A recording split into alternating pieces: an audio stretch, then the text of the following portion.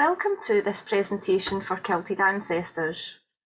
Kilted Ancestors is a private Facebook group set up as a meeting place for those with Scottish ancestry.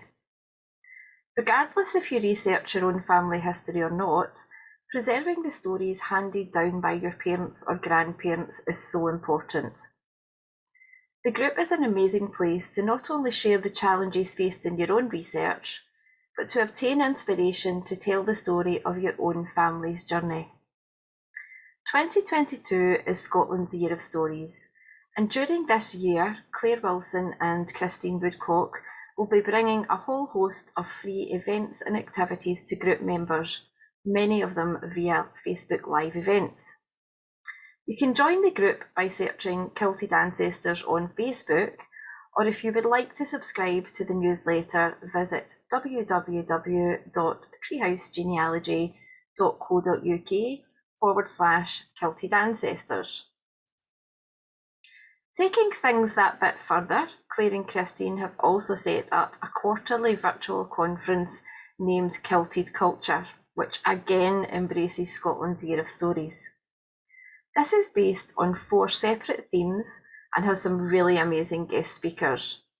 You can book 1, 2, 3, or all of the events, and if you book all 4, you will obtain a free bonus event which will show you how to pull your own family story together.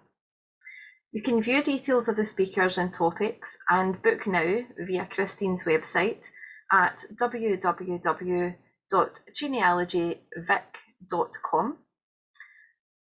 And let's move on with today's speaker.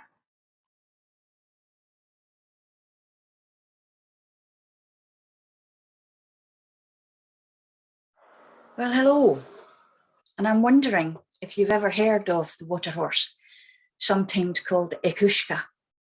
You may well have heard of the Kelpie, because we have the Kelpies that we can see in Falkirk in Scotland.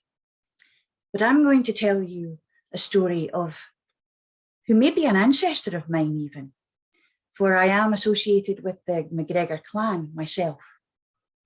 And it was in days gone by when a certain crofter, Donald MacGregor, had a shaling, a small cabin, up in the hills, in a glen near a great loch. I'll leave you to think of which one it could be. He had but one daughter, and all his friends would tell him, you know, you really shouldn't live there. You should move beyond the burn. It'll be safer beyond the burn. And he would cast them away. Ah, away you go. It's good grazing there for my cattle. It's great there for all of my needs. There's the water, there's the glen, there's good grass and a good living there. And they would tut and, what are you doing? You need to know there's a monster in that loch. Why, well, I've never seen him, he said. And he would go on his way, cursing them under his breath just a little bit, because he was a little bit of a curmudgeon. This daughter he had, though, she was just about to come into her teenage years, about to turn into a woman, she thought. Her mother had died earlier in her life, but she had been around long enough to teach Morag to spin. And it was how she would spend her day outside of the shaling with her spinning wheel and her wool, spinning the cloth that she needed to spin to clothe them and make a little bit extra money by spinning other people's clothes too.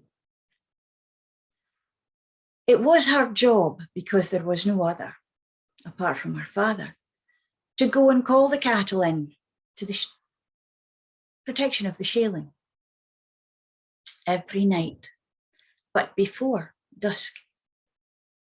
And she'd wondered about this a long time, but she'd got to go up and go and get the cattle. So, you know, she put the spinning away this day. And she put a bit of cheese and a bit of bread into her apron pocket, along with her comb, because somehow she always became very unkempt. And she was starting not to like that idea. For there were boys who were starting to look at her differently now. So perhaps she should keep a comb with her and comb her hair. Off she went on a beautiful afternoon. The sun had been shining all day, and she was glad of it, the walk and her bare foot going through the grass cool and a little bit damp even still. She was going up to call the cattle, and they were up by the shores of the loch. She'd heard stories, of course she had. She'd heard people talking to her father about the monster. Every so often she'd gaze at the waters, still and deep and dark. And she'd have a wee think, and then shake it off as a girl's fancy. She kept walking and she kept dreaming and she kept thinking of the life that she would have and how things would be, as girls of that age will be wont to do. She was starting to get a little bit willful and really getting resentful of having to do all this work all the time. Where was her father anyway while she was doing this? Probably off down the pub, which was a long way to go, so sometimes he didn't really get back as soon as he could. And she did worry if he came back after dark, because the road was not all that clear. And of course, there were the stories. But she'd shrug them off, and she'd go up, and she'd call the cattle. And of course, cattle being cattle, they didn't really want to come away. So she'd have to wander around, and she lost her time, wandering around, dreaming a little bit, calling in the cattle, the stragglers, bringing them into the fold and coming down. And she had to pass by the shores of the loch. And as she drove the cattle forward, she was singing a little bit to herself and just having a little look around, wandering, as you do. What was that on the shoreline? That was something. Was that a man?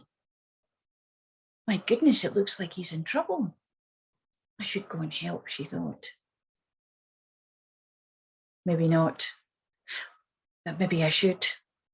So her curiosity got the better of her, and she went over, and there was this young man lying between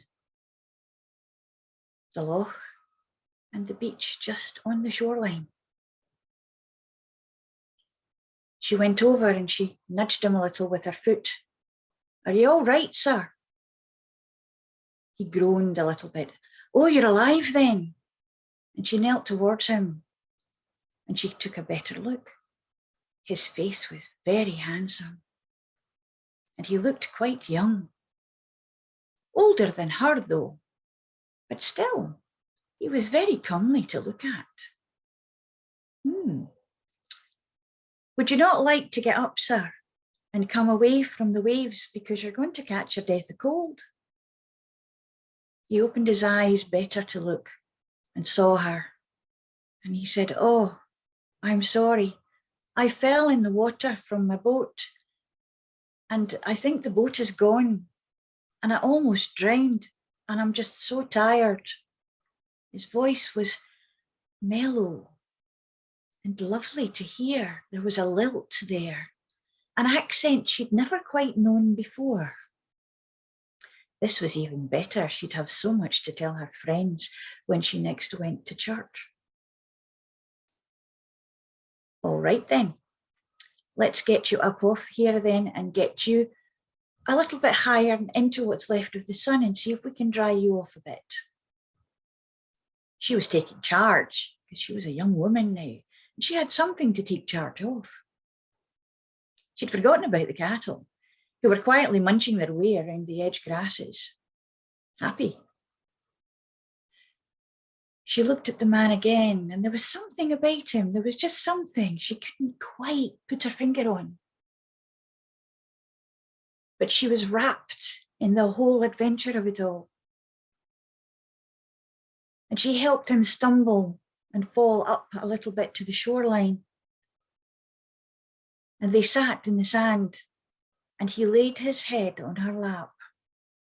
And she noticed that his hair was knotted and it was all very unkempt. And didn't she have a comb in her pocket that could do something for this? And out it came, and she said, "Just rest your head there, rest, you must be very tired. We've got a little time before the sun goes down to get you well enough to walk. I've got a bit of cheese here and some bread if you'd like. And he indicated no. It seemed he was just happy to lay his head on her lap and sleep a little as she combed his hair. She was in the way of doing that when the comb snagged. She didn't want to pull too hard because she didn't want to wake him from his almost slumber. It snagged a little more and she pulled a little harder. And then the comb came out and she looked. Oh dear. Everything started to tumble into her head at the sight of what she could see in the teeth of the comb. There were green reeds and silted sand grains, things that she knew could only come from the deepest part of the loch. Hadn't the fisherman told her about that? Oh my. She pushed his head off and she got up and she ran, and she knew, because she'd been listening to the tales, and inside she knew she had to reach the burn before the Waterhorse did, because this was surely Ehushka. And he would take her to the depths of the loch and she would drown and die and no one would know wherever she was. She ran and she ran and she ran, and the Waterhorse came to properly and took his own self, his own form, and started to run after her. Now the Waterhorse is very fleet of foot, but she'd got a little bit ahead of him and she knew where she was going. And with her heart pumping and her limbs really, really stretching to take as much of the ground that she could at one bolt, she found the burn and she leapt across it. And the Waterhorse could not follow, because you know a fairy horse cannot cross running water. Did you not know that? Keep that in mind. Morag learned a lesson that day, and so did her father. From that day to this, he's never been to the shaling near the loch. They went elsewhere. Their cattle might not be so fat and fed well, but at least they're still alive. And there is a story that my ancestor then, or was it one of his forebears, had another go with Ekushka, with the Kelpie, and actually managed to get the Kelpie's bridle. And from that day to this, the MacGregor clan are known to be masters of the Kelpie. Now I'm wondering if that is the case. And I'm wondering if that truly is the nature of the Waterhorse. Have a think about that the next time you go past a body of water, because you know, there's always more than one story, and you might be the hero of the next. Thank you.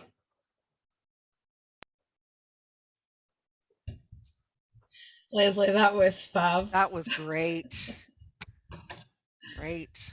I was sitting on the edge of my seat. I don't think I'll look at the Kelpies again in the same way. Like most fairy things, they're not all bad, but they're not all good either.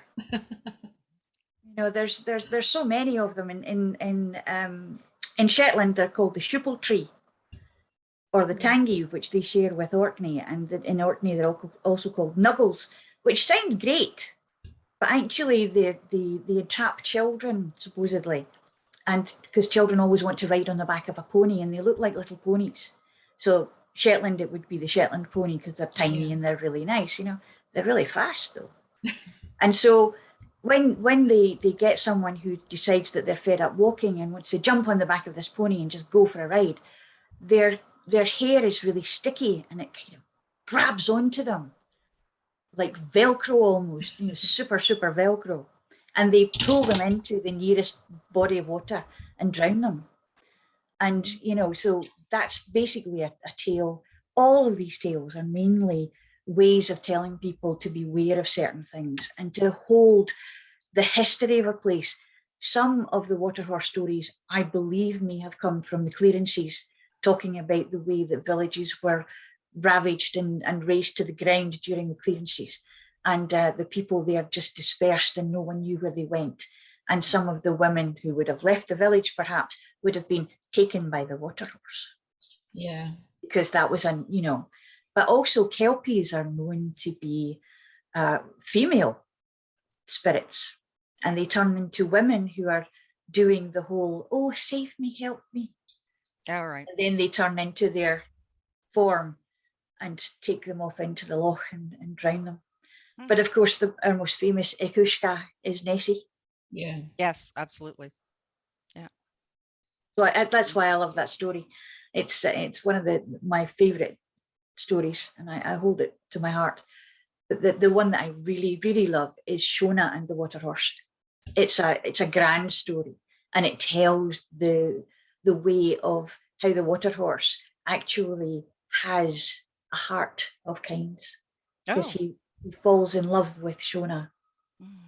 Oh. And so he wants to take her to protect her from the devil who's coming to raise the village and to take all the souls that are there. So that's why I think it might be the clearances, a metaphor about the clearances. Yeah. But he doesn't want the devil to get us because he wants to take her for himself. And that's a grand story. It's a bit too long for 10 minutes, but Morag, and it is true, there is a legend that the MacGregor clan hold a Kelpie's bridle. I've got MacGregor blood. Oh, we're associated by marriage mainly. Yeah. No. Somewhere down there. One of my female lines goes onto the MacGregors, so from up near kind of Creef direction. So, yeah. Oh, there you go. Maybe somewhere in ancestry there's a bridle that you can get onto a Kelpie and rule the loch. I'm going to be dreaming differently tonight. See, that's the power of a good story. That's the power of good Yeah. folklore. And it also tells the history of the place. Yeah. Because you're hearing about a lifestyle, about a way that somewhere was and how it was to live in that time. And maybe, as far as fairy tales are concerned, particularly, they're not really for adults, for children. They're for adults. Yeah. Children are the ones that we pour them into and tell them about. However, it's mainly the adults that we're telling and teaching. You really don't want to go into that forest because there are things that can happen in there that you don't want to happen to you or your children. So they'd use it to tell the children after a while. And then the Victorians got hold of it with their interesting morality. And they're happy ever after. One of the things actually that I'd been thinking about this week was, I was a brownie, the brownie guides, and it was all about fairies, so all, you had your pack of brownies and you had this toadstool that sat in the middle that you put your money in every week and you would say your promise, and every team had, you had the elves and the gnomes, right. And and I mean I think that probably was one of my earliest experiences of. Well, when you think about it, the Scottish brownie, the actual brownie fairy story, the brownie is a helper, a little helper, a little fairy helper, and if you thank them, they disappear. Yeah. They don't want to be thanked. They do it because that's how they, and if you happen to leave a bit of milk or a bit of porridge or a little bit of honey or something out and forget about it on purpose, they'd be quite happy to do that and stay with you and clear all your little problems away and do all your little bit of stuff. However, I thought about that for a long time, and I was speaking to someone at a shamanic conference a long while ago, and she was discussing brownies and she said, do you think they're real? And I said, well, when you think about it, we used to be very, very dark skinned up in the Highlands. They were very dark skinned and they were very small